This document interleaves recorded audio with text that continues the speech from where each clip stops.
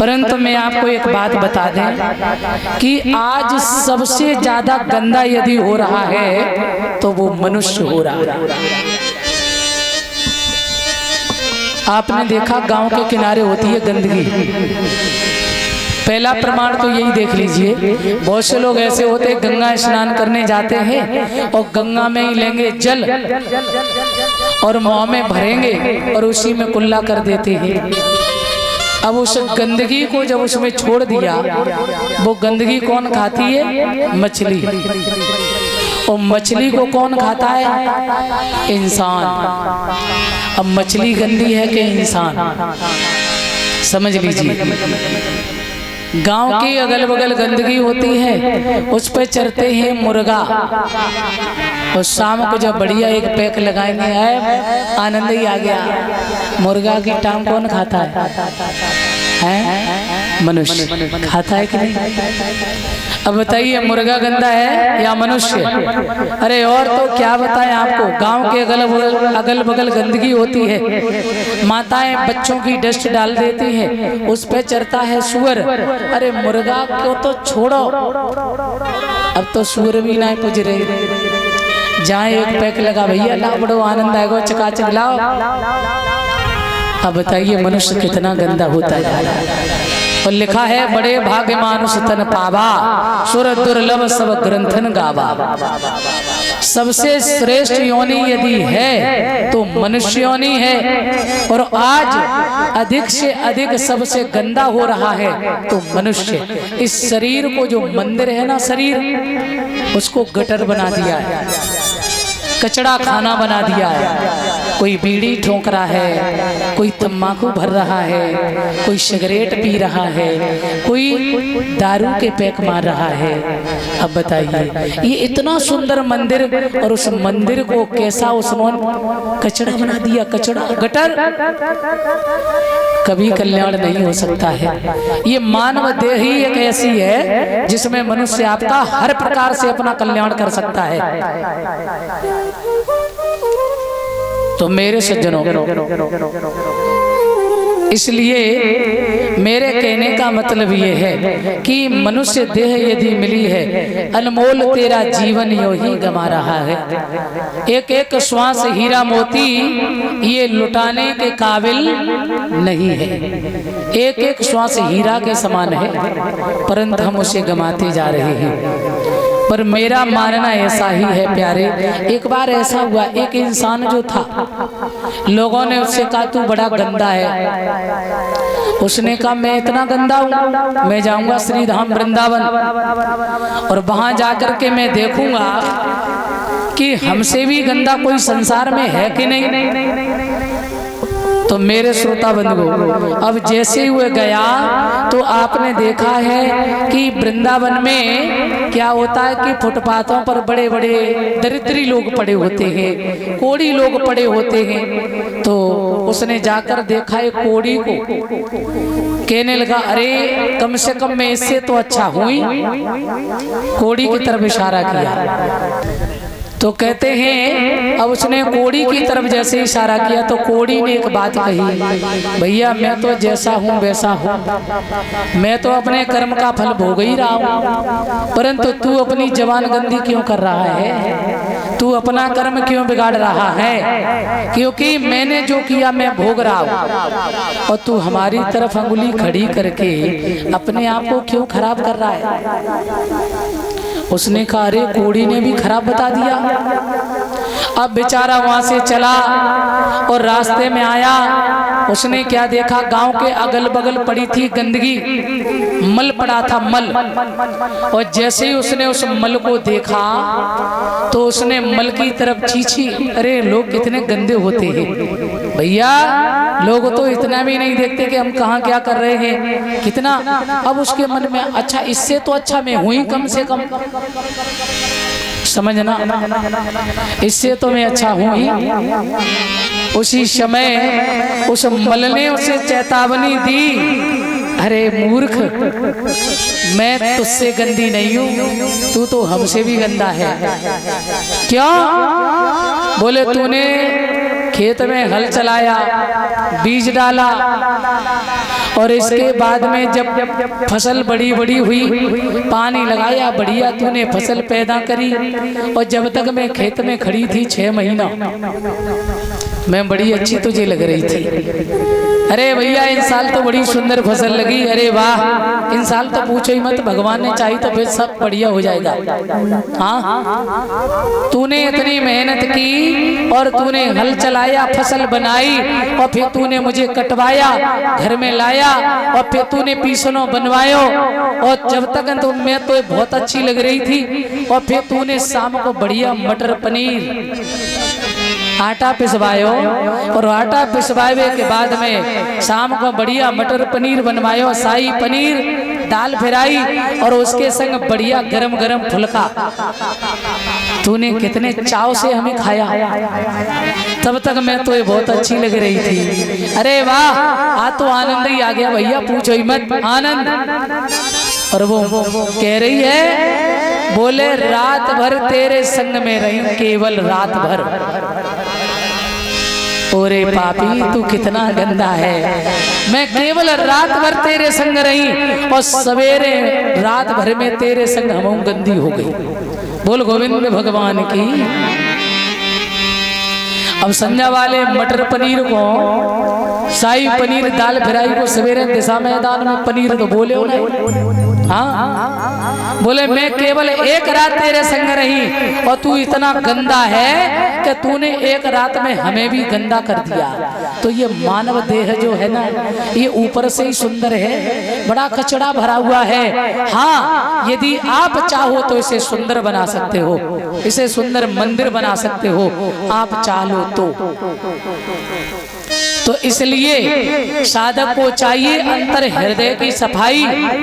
यदि ऊपर से सफाई, साधु बनना, साधु होना, बड़ा अंतर होता है। मैंने बताया था उस दिन, क्योंकि जैसे सुख में आनंद में जमीन आसमान का फर्क है, भगवान में ईश्वर में जमीन आसमान का फर्क है, ऐसे ही साधु बनने के लिए 3 डिग्रियों को पास करना पड़ता है। बहुत से लोग तो ऐसे कह देते हैं जी साधु बनने में कहा जाते हैं, साधु तो हाल बन जाता है। हाँ, बोले काहे? अरे वहां में कहा भैया 10 रुपया को रंग डालो और कपड़ा रंगो, बन गए महात्मा। और कुछ लोग तो कहते अर्थ ही गलत लगा देते, बोले महात्मा। महात्मा कौन? बोले जो घर से तमा हो गए सो है महात्मा। ऐसा नहीं है। मैं आपको बता दें, साधु बनना कांटों पे चलना होता है। त्याग ही तपस्या है। जिसने जीवन में त्याग कर लिया, जिसने जीवन में त्याग कर लिया वही समझ लो, हाँ यही ठीक है। जिसने जीवन में त्याग कर लिया तो समझ लेना वही सबसे बड़ा परमहंस है, परम साधु है। और साधु बनना सरल बात नहीं है। साधु के लिए 3 डिग्री। नंबर 1 साधु। साधु का मतलब आप समझ रहे हैं, 5 कर्मेंद्री, 5 ज्ञानेंद्री, 11वां मन जिसने जीता। 5 कर्मेंद्री, 5 ज्ञानेंद्री और उसके बाद हाथी जैसा मन जिसने जीता, अपने आप को जिसने साधा, साधु जिसने साधना की, साधक साधन साध्य। ध्यान देना, अध्यात्म में साधक, साधक कौन है? जिसने अपने आप को साध लिया, वही तो साधु है, वही साधक है, जिसने अच्छा साधन ढूंढ लिया। अब देखो, जब संसार सागर से पार होने के लिए वैसे तो जीने के साधन तो बहुत है, मकान भी चाहिए, वस्त्र भी चाहिए, भोजन भी चाहिए, ये सब हमारे जीने के साधन है। लेकिन उस परमात्मा को पाने के लिए सद्गुरु रूपी साधन क्या चाहिए? बोले सद्गुरु रूपी साधन चाहिए। और ऐसा सद्गुरु चाहो, ऐसे सद्गुरु को प्राप्त करो जो तुम्हें संसार सागर से पार कर दे। ऐसी गाड़ी में बैठो महाराज जो रास्ता में पिंचड़ ना हो। हाँ, बहुत समझना। क्योंकि अगर आप कोई टूटी फटी ऐसी गाड़ी में बैठ गए ना तो वो आपकी यात्रा को पूर्ण नहीं करवा पाएगी। जीवन में सच्चे सदगुरु, और सदगुरु कौन होता है मैंने कल बताया था आपको, सदगुरु स्वयं ब्रह्म है। सदगुरु वही है जो आध्यात्मिक है, जो चेतन है, जो जड़ से स्पर्श कर दे तो जड़ को भी चेतन कर दे।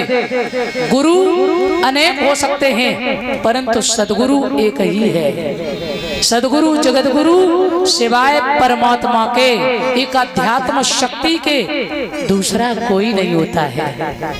मानने के लिए तो किसी को भी बना लो, चाहे जिसको कह दो सदगुरु, चाहे जिसे कह दो जगत गुरु, परंतु कृष्णम वंदे जगत गुरु।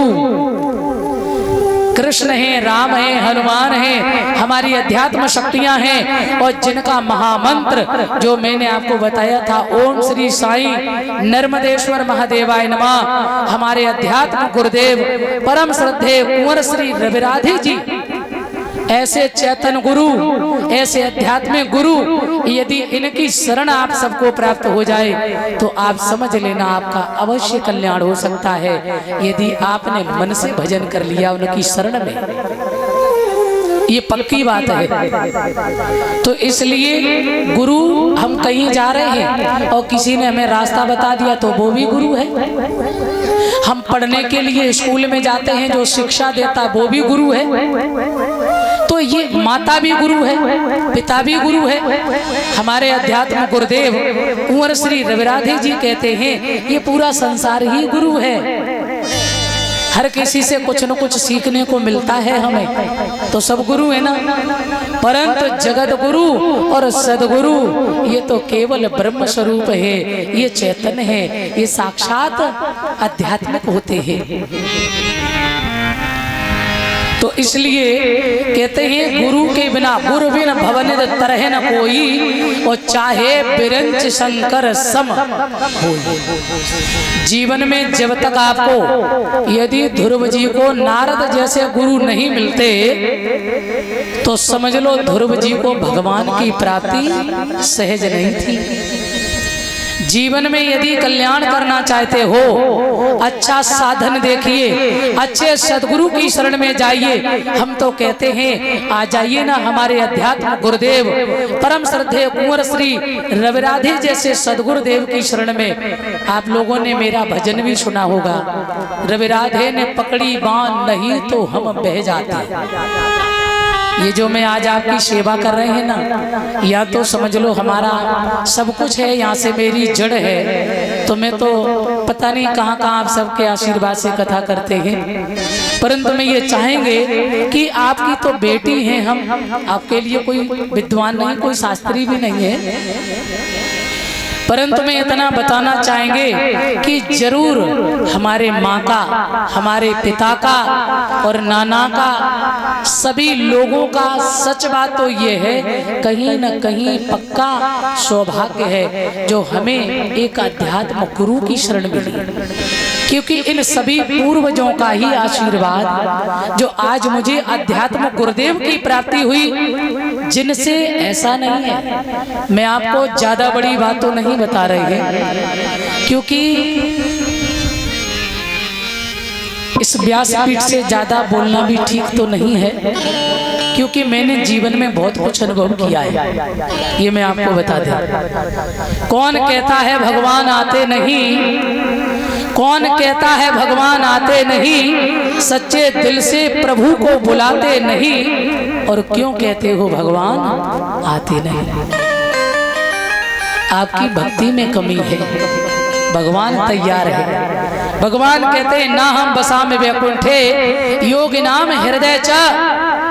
हे नारद, ना मैं वैकुंठ में रहता हूँ, ना केवल योगियों के हृदय में रहता हूँ। बोले यत्र तत्र, जहाँ जहाँ मेरे भक्त रहते हैं, और मैं भक्तों के पास ही रहता हूँ, भक्तों के सदा हृदय में रहता हूँ, और भक्तों के पास ऐसे नहीं।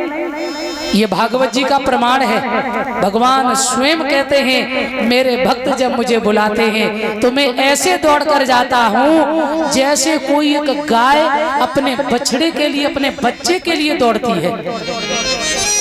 बताइए, अब इसका मतलब हमारे अंदर कमी है, हम बुला नहीं पा रहे हैं। ये 100% सत्य है, ये 100% सत्य है, क्योंकि हम बुला नहीं पा रहे हैं। भगवान अपनी गोद को तुरंत हाथ को फैलाए बैठा है कि कब मेरा भक्त मुझे याद करे और मैं भक्त के पास जाऊं। एक बार बुला तो सही।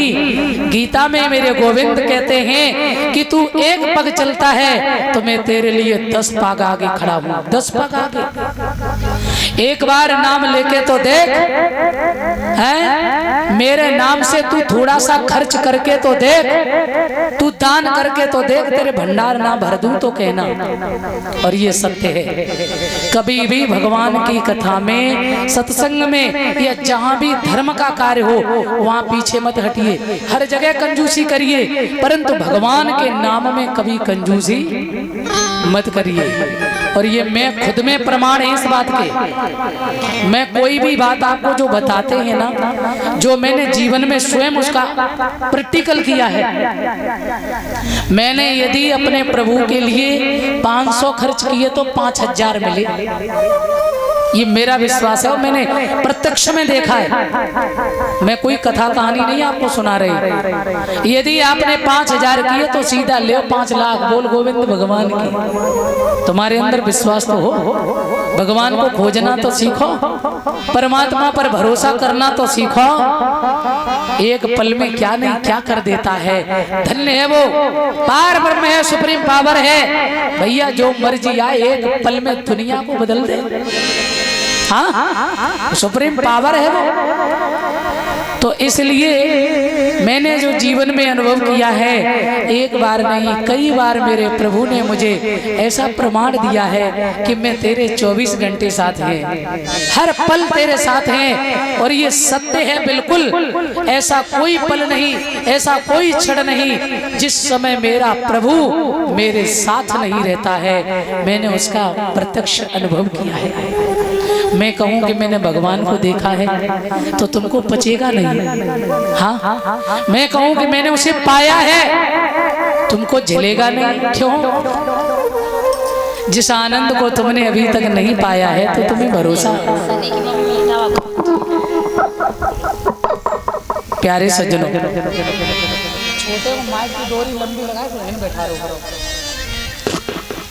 तो इसलिए मेरे कहने का मतलब ये है कि प्यारे, यदि आपने जीवन में, और दत्तात्रेय जी ने 27 गुरु किए थे, जब तक आपका मन ना भरे, और जब तक, मैं तो ये कहना चाहेंगे कि जब तक आपको आध्यात्मिक गुरु ना मिले तब तक शांति से मत बैठो। हम भी, हमसे भी कहो तो हम क्या